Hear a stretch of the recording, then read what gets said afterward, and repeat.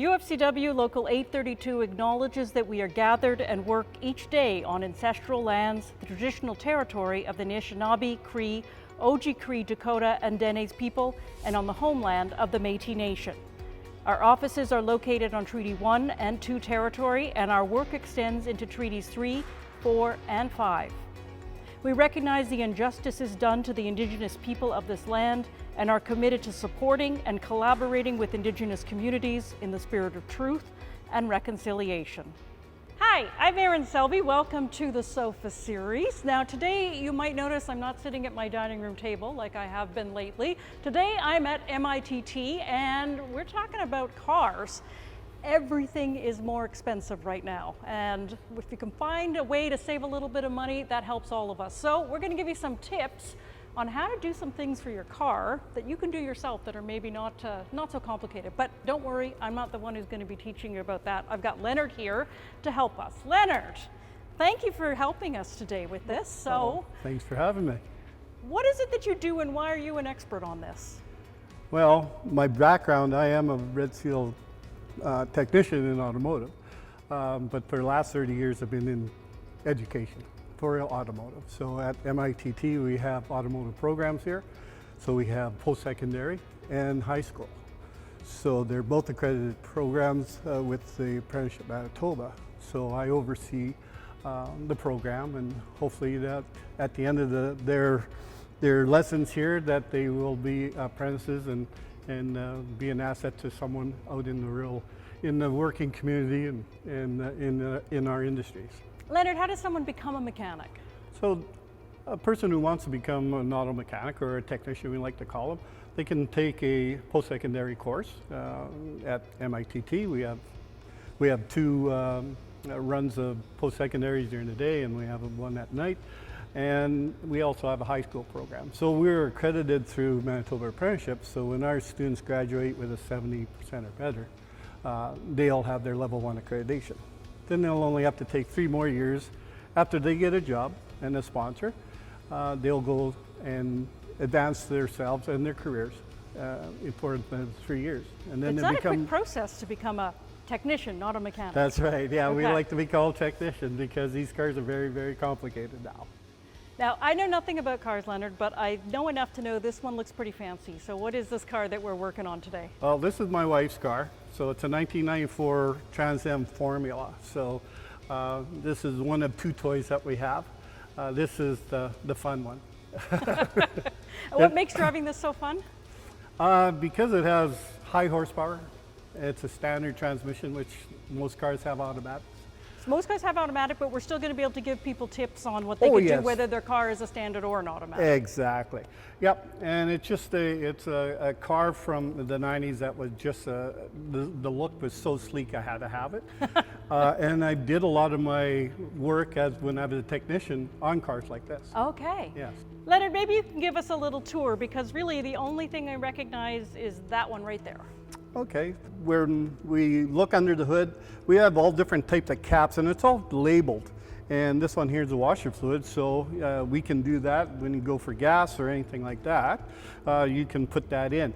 Now, the biggest thing that people get caught, they forget to, they don't realize that they left the summer fluid in, and all of a sudden winter comes. Is there a big difference? Yes, because the summer stuff will freeze. Now you have to take it to a warm place or a garage, and they can unthaw it for you. Okay, so if you've still got a whole bunch in when it starts to snow, you should deal with that. You got to go and buy the winter stuff for winter and put it in there, and you'll be fine. If you have all season, is it okay to leave it? All season is good.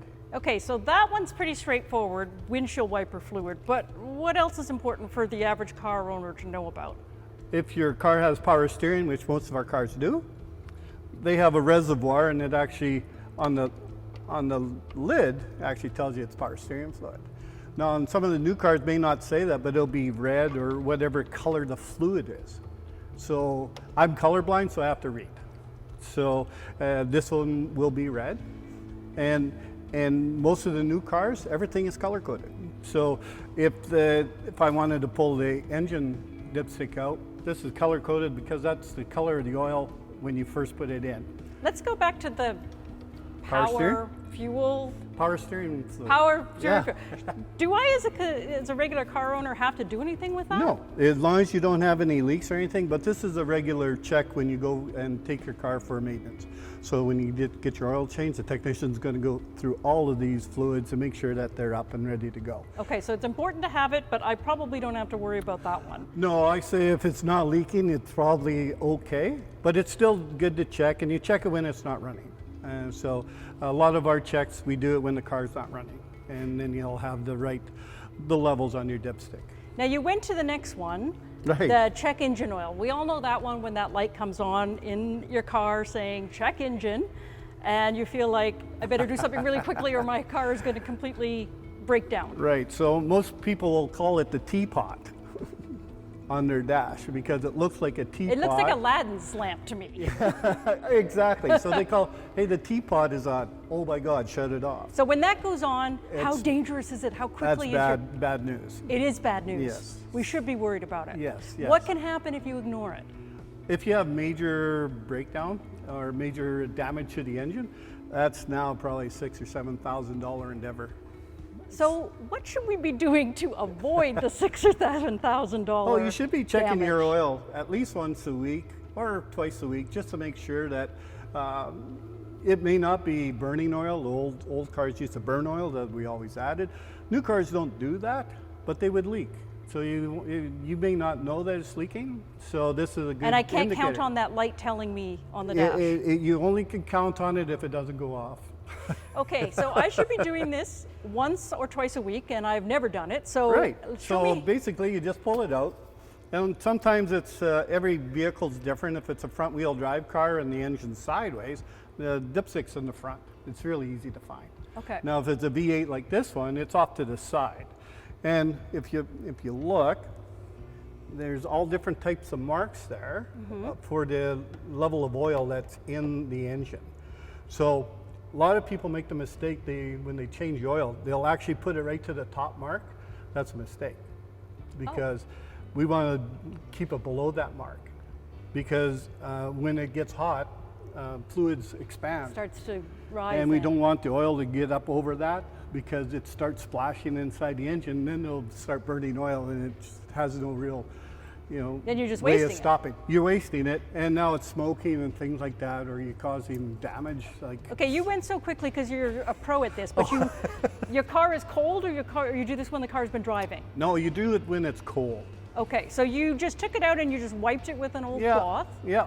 and then you're putting it right back in again. And then I've never done this on this one, so I better not be low. Oh. And there's where see where it is? Okay, so it's a little bit high. And it's a little high. So I didn't do this one, but I would set it low because I know that expansion of fluids will actually cause some damage if you allow it to happen. If you need to, I mean, we hear about, changing the engine oil when I bring my car in regularly. Right, yeah. My technician does that for me. Exactly. Is this something that you should try at home? Is it very complicated? With the newer ones, they are a little bit more complicated. Some of them use a different style of filters, and they hide them in different spots. Some of them are in the oil pan, some of them are external, some are in plastic containers. So they're all over the place. So personally, I would, you could try it, but if you're not comfortable, don't leave it to the technicians to do it for you. And I always like to say when you take your car in for maintenance, you're taking your car to the doctor. And when we're sick, we go to a doctor. I don't know what's try to wrong. operate on myself. Neither do I, and that's a good thing. But when if you just drive your car and put gas in it and keep it clean and everything like that, you don't know what's happening to it. So you take it to a car doctor and they'll say that you have something leaking or something is worn. At least it's giving you an indication that you may need some repair soon. So that's what I always say with all my students that I have is you guys are car doctors. We go to doctors because we're not well, or we go to a dentist because we have something wrong with our teeth. Mm-hmm. People who drive cars don't know anything about their cars as much as we do. Now they know about cars, but we know the inner workings of it, and we see underneath. So when we lift up a car, We can see leaks, we can see things that are broken or things that are worn out. And you can do it in a safe way too. And we do it in a safe way, and that's the biggest thing too. Doing it at home, sometimes it could be a little sketchy the way that we'd have to do things. So if you're not comfortable doing it, don't do it. So tell me some more about what we find in, basically what you can expect when you lift up the hood in a typical car. Okay, so we talked about the engine oil, we've talked about the washer fluid, our coolant level. It's a closed system, so we never really have to do anything about it, but we do have a reservoir. If it is low, we can top it up here. I didn't understand anything you just said, Leonard. Okay, so being a closed system means that once I put the fluid in and put the cap on, it's not going anywhere. What kind of fluid are you putting in? So this is antifreeze, so it's glycol. Oh, okay. So it's a mixture of water and glycol, so it doesn't freeze. So a lot of people, this is a no-brainer, is every time you go to have maintenance done on your car, they check it to see what the freezing point is. Is this something you only need when the weather's cold? If it's a brand new car, I'd never check it. If it's a car, secondhand car, I check it once. Right. And I check this cold because it's under extreme pressure. So I've seen guys take this off and that thing comes out and they get burnt really bad. So we tell our students, don't do that. Just because you have a rag doesn't mean it's safe, because once the hot water hits this, then your hand is burnt. So maybe don't do that one at home. Leave that one for the professionals. Yeah, or when it's really, if it's like cold, you can do that and nothing will happen. You'll have a little pressure on that because we put pressure on liquid to raise the boiling point so we can actually run the engine hot. But that's not something you should have to worry about No, as if a you don't typical have car owner. No, if you don't have a leak, you don't have to worry about it. The only thing that when you take it in for an oil change, they will check to see the freezing point. So if it's minus 35 Fahrenheit, it's great. They won't top it up, they won't strengthen it up or anything like that. But if it's low, then the reason why it's low, you have a leak somewhere, maybe on the heating side or the cooling side, because we have rubber hoses and clamps. Over time, the rubber will shrink, the clamps don't move, so we have a bit of leakage, and then we have to tighten everything up or replace it. So it's if it's not leaking and if it's not yellow looking, because now they're using ready color stuff. That's what they tell me, being colorblind. But I know yellow, and if it's on the ground, it's leaking. So it could be from the engine. So anything you see dripping out of the bottom of your car, you should probably ask your technician about it. Exactly, yeah. And I have something on this car that I just discovered today, and I have a power steering leak. So even you thank you have very much sometimes for had this. that happen. Yeah. Okay, what else should I know about? Okay, so this one here, it does have an air filter. That's something that you could do. Unfortunately, this one's really low down because it's customized. So I can't take it off really easy, but for the most part, they just come off with clamps and you can flip up the top and pull it out. It's pretty simple. That's something you could do at home and just pick up a new air filter. Yeah, you can go to at a any supply store and go and get that.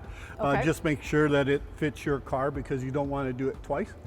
Okay, just because it's a red Ford, the blue Ford may be different. So you got to make sure that. So know exactly what make, model, and year you have before you buy it. Right, so you're comparing apples to apples, not apples to orange. And then we go around, and then there's that reservoir there. That's brake fluid. This is the brake fluid. Yes. Okay. Do I need to worry about this? Do I need to do anything with this? No, because it's translucent, I can actually see the level of it, and it'll some of them will have a cold mark and a hot mark, and for the most part they don't, but I've seen them that they do. As long as I can see it and it's up at the marks that it has marked on the side or embossed in the side, I'm not really worried about it. But when my brakes start to wear off, that will go down. And people will go, oh my gosh, my brake fluid, I need brake fluid. That's only because the brakes wear out. We're always braking, they always wear. So it's not a alarming thing. It's just, it's working well. We shouldn't be too worried about brakes wear out, but we should get them repaired probably. Yes, now if it goes down suddenly, you have a leak, you have to, don't drive it, have it towed to a facility. Okay. So I've had it where everything was good, but a metal line had touched a bolt, and they were driving, and it actually punctured it, and all of a sudden no brakes. And you have no brakes then? You do have brakes. They have safety systems where if one set goes out, the other ones will still work. And plus, you have the emergency brake that we never use. But probably should take care of it. And that kind of comes to my next question about taking care of your car. Because I have a little thing on the dashboard that tells me when I'm due for another oil change. And I'm pretty good about doing that. But my kids are always looking to save money. So they don't pay attention to how often they should be doing it. So how often do we really need to be getting the oil checked, getting all this stuff checked? Well, when I was an apprentice, it was every 1,000 miles. Every 1,000 miles? Every 1,000 miles. Okay. So that was a little early, but because of the engine and the technology back then, that was just a given. Now we're up to 5,000. Because it's about 3 or 4 months on my car usually. Yeah, you either can do it by mileage or do it by time. In the summer, I don't really worry about the mileage because the weather's good.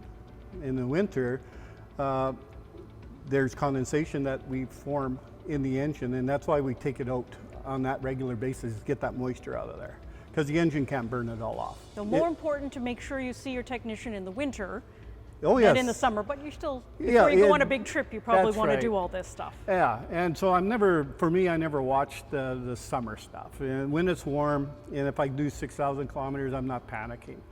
My mother would be driving around the little town that I'm from till it was the exact mileage that it sit on the window, and then she'd take it right to the dealer.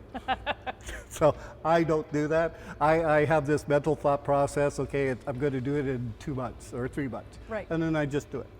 I don't know how many miles I put on it or anything. Other people, though, should just think 3 to 4 months if they don't have that thing on the dash. Yeah, so what they've done is they went from 5,000. Some manufacturers say 10,000 now. My truck will tell me it's 11,000. I still do 5,000.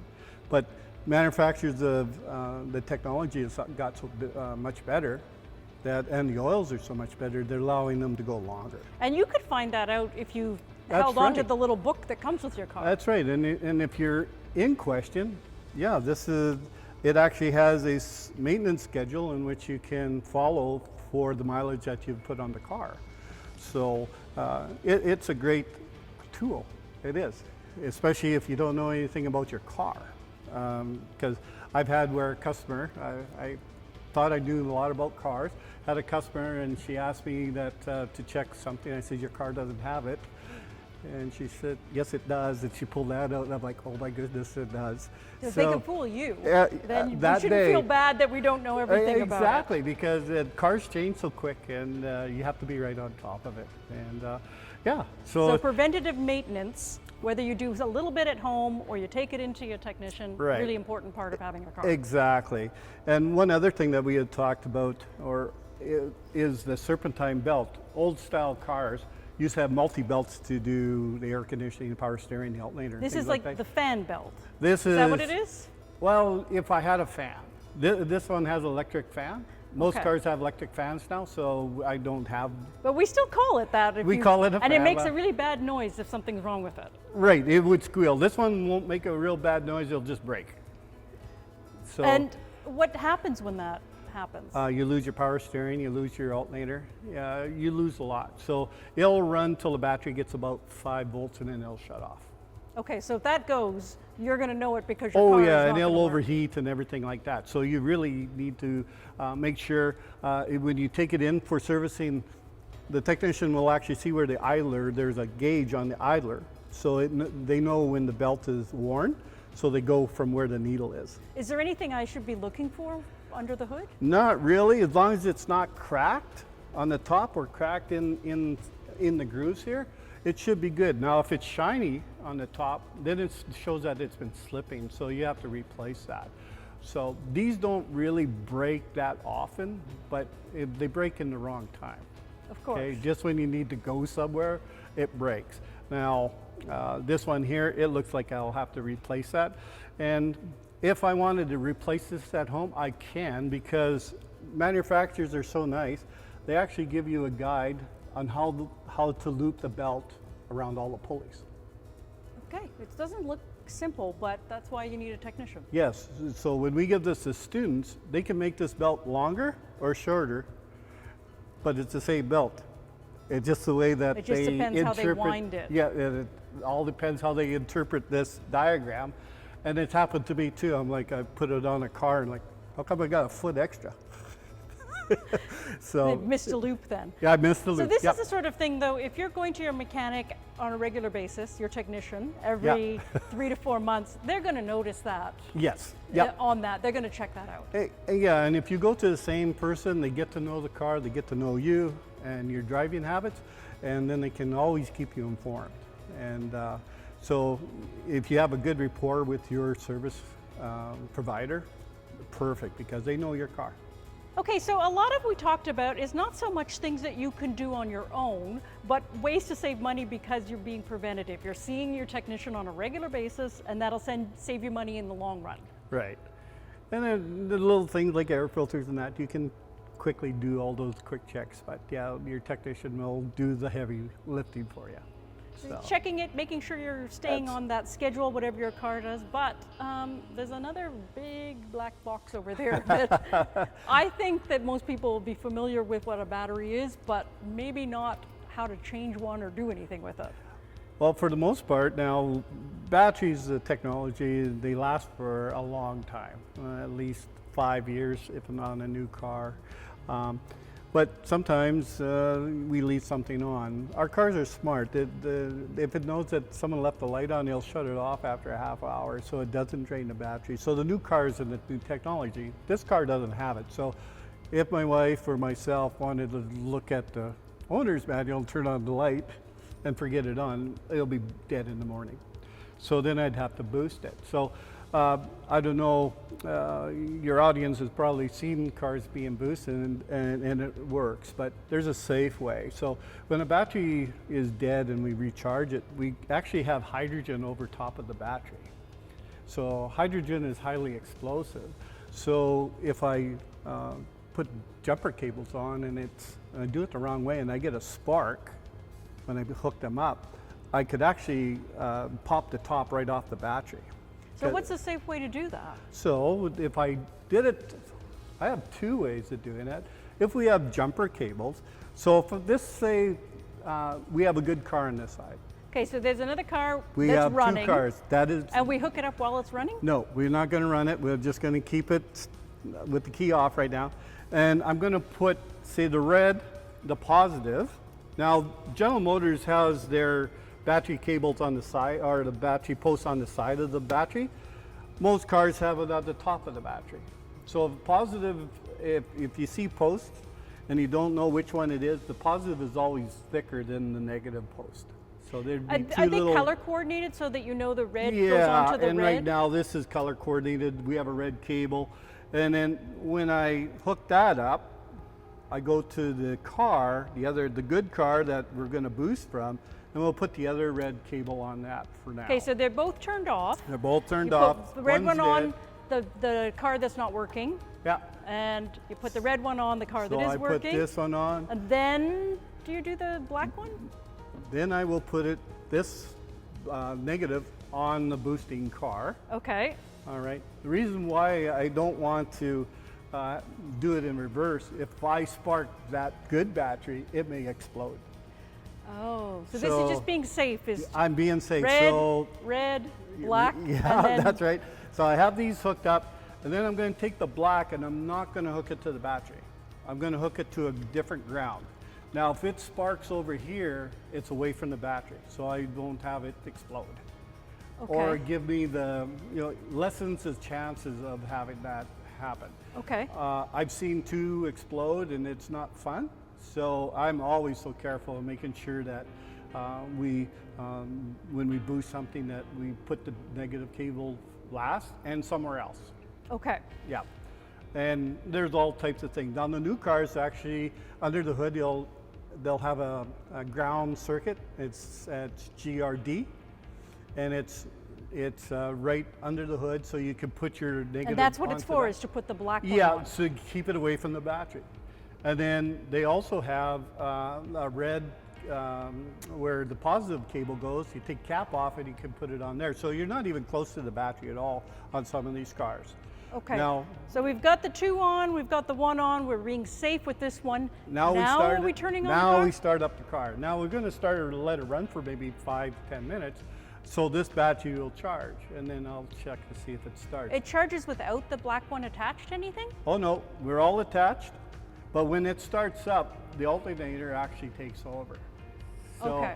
So the alternator will keep the car running, and the donor car is charging the battery, just to give it enough juice that I can pull the cable off and it'll continue to run. Okay, so we never put that black one on the battery, no. Ever.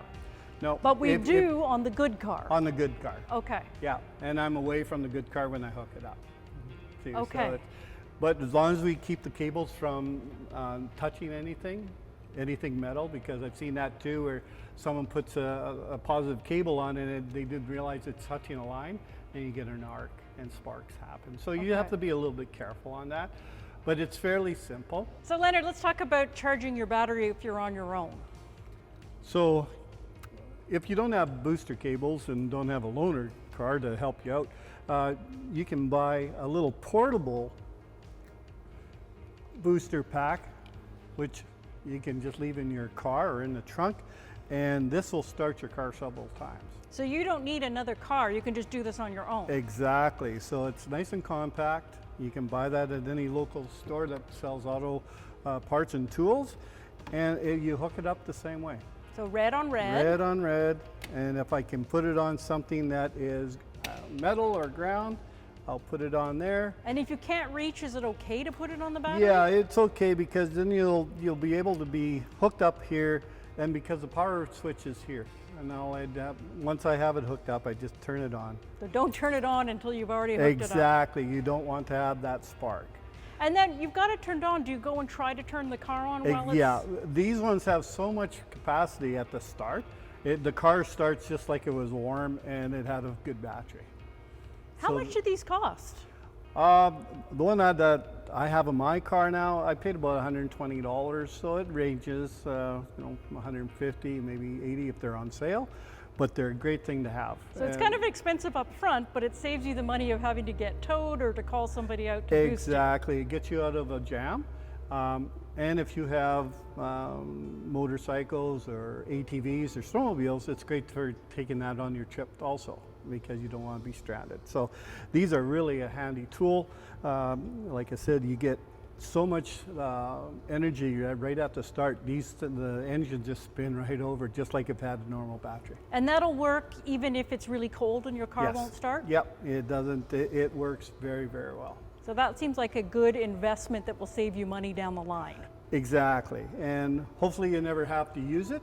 That's my biggest thing. It's a preventative thing, but if you have it, it gets you out of trouble. Good idea. Yeah, so it's a great, great thing to have just sitting in your glove box in your trunk. So I suggest getting one, especially if you have lots of toys and things like that, because something's going to be dead. So very, very easy to use, and you can get yourself going. Okay, what are we going to learn about next? I think we're going to talk about tires. Okay, so we're obviously talking about tires now. And that's really important to have a good tire, a good style of tire, especially winter or all season or summer, whatever you wish to have on your car for that particular time. So obviously we don't have this one set up as if you were on the road, because there's only one bolt in it right now. Yeah, and I've actually taken them off so it's easier to show how they would come off. But of course, we would never drive like this. We would never drive like this, so you would have all five lug nuts on there, and they would be torqued, and that's really important to have them torqued properly. So that's a service repair shop. They would torque that, because people may under-tighten them or over-tighten them. You can over-tighten them as well. Yes, and you get the same effect. They break, or they come loose. That would be a bad thing. Yes, so you don't want to lose the wheel. And so proper torque is really, really important. And if you don't know what torque is, it's basically over tightening a nut to a threaded stud, and that little bit of stretching acts like an elastic, and it keeps everything tight. So is this something we should be checking regularly? Not really, but it would require that you'd have a torque wrench you could take it to your service facility and they could quickly do that for you. So when you're getting all the checks done, you could ask them just to check that as well. Just to check that, because it does happen that they do come loose, especially if someone has summer rims and winter rims.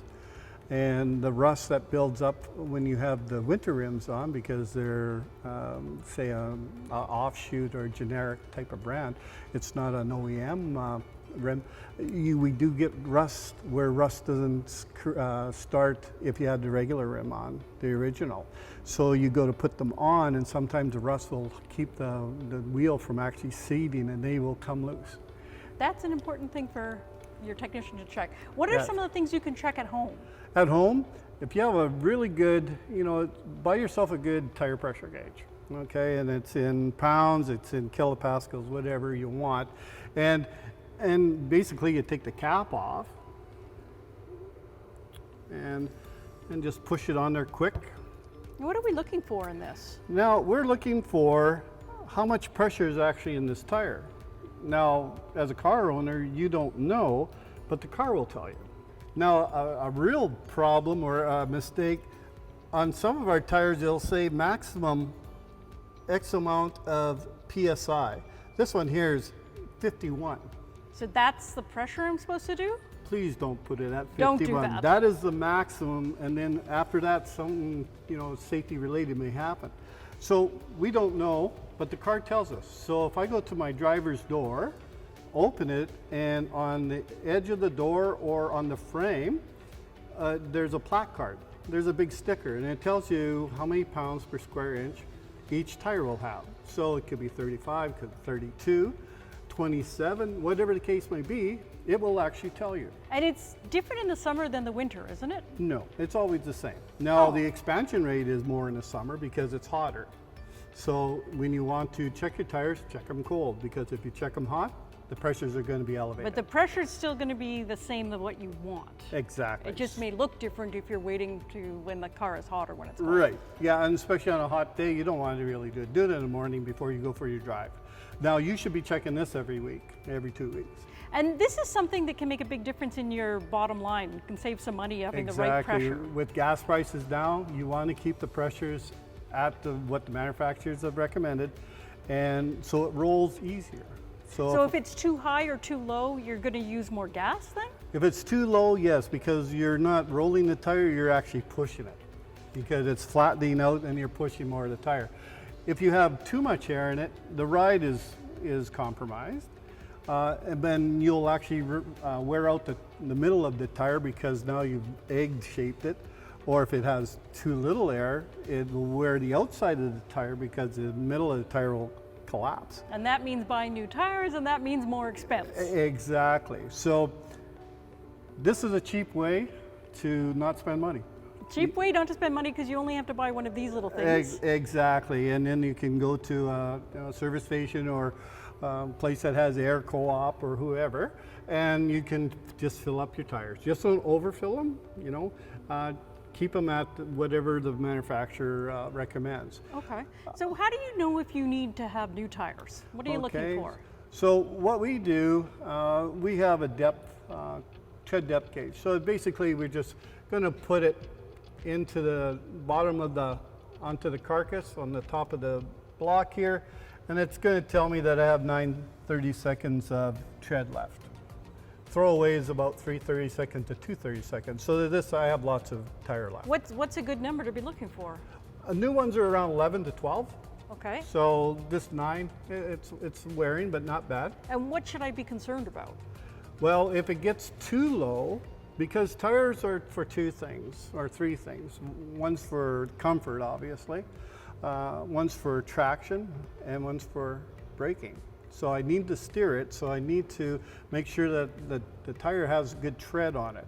Now, it's not really the tread that gives me the traction I want, but I need that tread to throw out any debris that may be under the tire, or so mud, snow, water.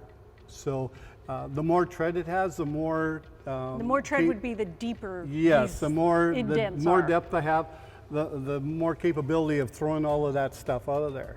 Now, when you start to wear down and get to that 3:30 seconds or 2:30 seconds where they're throwaway, you could hit a puddle at highway speeds. You can feel the car actually lift up and you lose your steering for a moment. So that's when you're feeling that hydroplane That's what it's happening. called, yes. Could be because your tires are getting old. Right, because it can't dissipate the water. So it's good to have good tires.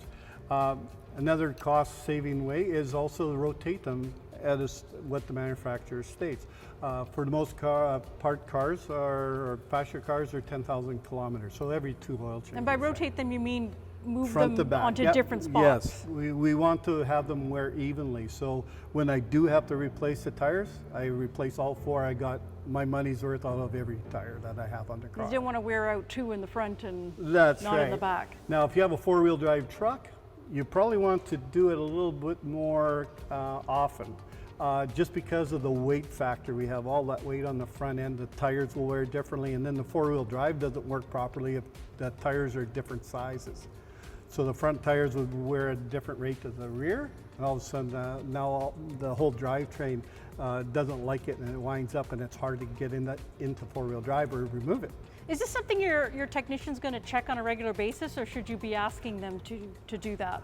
They would check on a regular basis. They have a checklist and what to go through, the tire condition, if it's cracked or anything like that, if the tires are all the same. That's a big thing. If we did safeties on our cars, we would make sure that they're all the same size, and the same brand would be nice too. So there's lots of times I've looked at cars that'd be 4 different tires on it. So if you have one tire that you get a nail in it and you have to buy a new one, don't try to save money by buying one cheaper tire different than your other tires. Yeah, and sometimes you don't have a choice wherever you are. They helped you out and put it on, but it's nice to change that tire, and if you have to change them in pairs, that's how we'd like to see it, as pairs, and because then they'll wear the same. While we're talking about tires, if you have to change your tire, how long can you drive on the spare tire? You probably get, you're limited in speed, and it's supposed to just get you to where you can get it repaired. So don't be driving around on it. Don't go from Just drive here to your technician. Don't go to here to Regina with it. Have it looked at right away. That's another good point, that a lot of people who have their car that probably don't even check the tire pressure in the car. And there's many times that we've checked them and they've been flat. Well, they wouldn't help you if you were on the road, you pull it out, it's flat.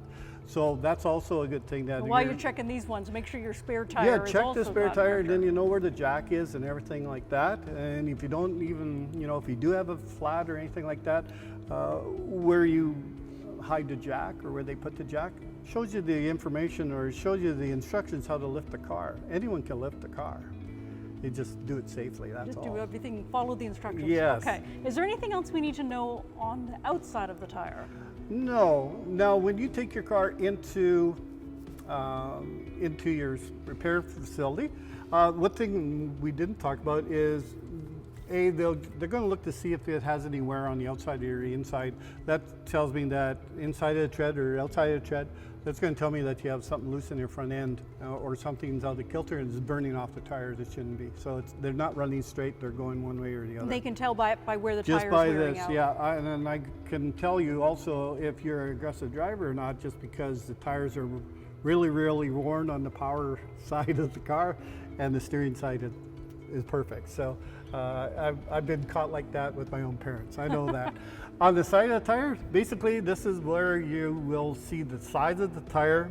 So it's a rim size, the sidewall height, and the width of the tire.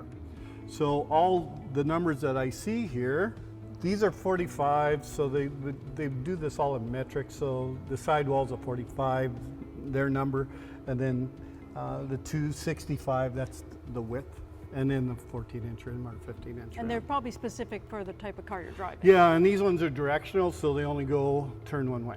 Okay. Yeah. So maybe it's time to look behind the tire. Yes, let's try it. Okay, we've got the tire off, and now we're talking brakes. Yes, so when you rotate your tires, the tires come off, this is a good time to check the brakes.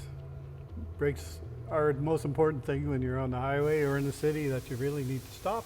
And it's a good opportunity to actually look at them. So we're looking for anything that is leaking, brake hose cracking, how thick the actual pad is here, and there is a minimum thickness, and then we throw those away for Manitoba safety. And we look at the rotors to see if they're scored, meaning that there's big grooves in there, or if there's metal to metal, which happens when the pad wears right out and people hear noises. Like, it just started. Meanwhile, it's been like that for quite a while. So by the time you hear that noise on your brakes, it means that there's a pad there that's worn right down. Yes, well, the manufacturers will put a little squealer on the actual brake pad. So it's just a little piece of metal that's bent, and as it wears, the little indicator gets closer and closer to the rotor. So when it touches the rotor, it starts to squeal. So that's the indicator to say, maybe I should take it in and see what's happening. When you hear that squeal, you Go call your auto technician. Yes, because when you hear a growl, it is too late. A growl. A growl, because that's when the metal to metal contact happens. There's no braking force whatsoever, and it makes a heck of a noise. And yeah, get in and get it done right away. What else are we needing to worry about once we've got the tire off and we're looking at the brake? Once I get the tire off, I always look to see if I have anything that's leaking through the shock or the strut assembly. I've checked all my front end parts to see if they're loose or if there's something missing, and just give it an overall look. And when you take your car in for service, that's what they do. They give it a look to see if there's anything that's abnormal, and then they will advise you on what they had found. Sometimes your mechanic will say something like, your brakes are okay for now, but you're probably going to have to change them in a little while. What are they seeing? Well, they look at the actual thickness of the pad. So I'm looking at this. This is about 2/3 left. So I still have, probably a year and a half before I have to replace them, because I don't drive this car as much. If it was a city car, they do wear out quicker because we stop and go in town. So yeah, most trained guys will actually know, okay, that's how much it'll be, how much you have left.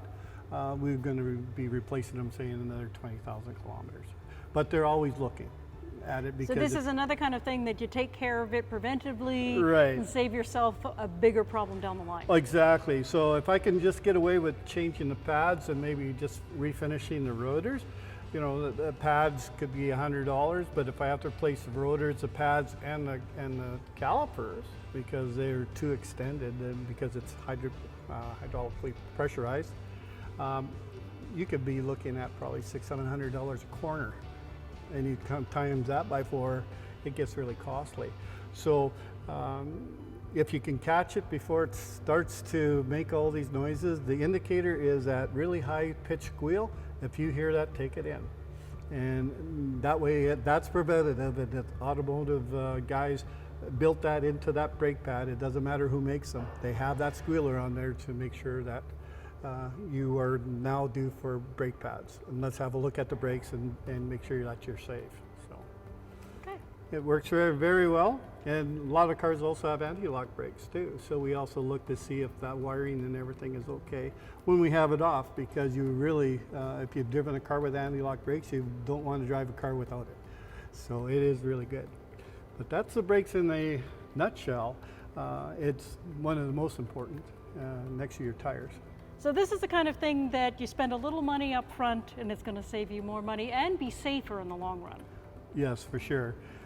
Once you have the wheels off, every 10,000 kilometers or every oil change at 5, we get to see it, or the technician gets a look at it and inform you that your car's okay. And you want to take that seriously. And you want to, anything that makes a noise, take it in.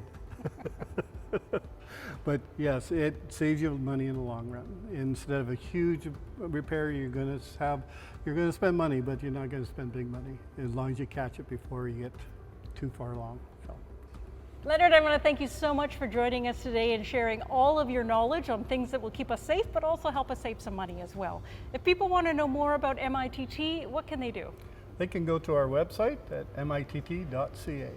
And you have more than just auto mechanic programs. Yes, we have skilled trades programs, we have business programs, computer programs. And IT. on and on and on. And on and on and on. So if you want to go and see if there's a program for you, go to our website. Thank you so much, Leonard. And thank you for joining us as well on today's SOFA series. This is something that we do every month as information for our members about things that might be interesting to them. If you're interested in learning more about what a union could do in your workplace, you can go to our website at ufcw832.com.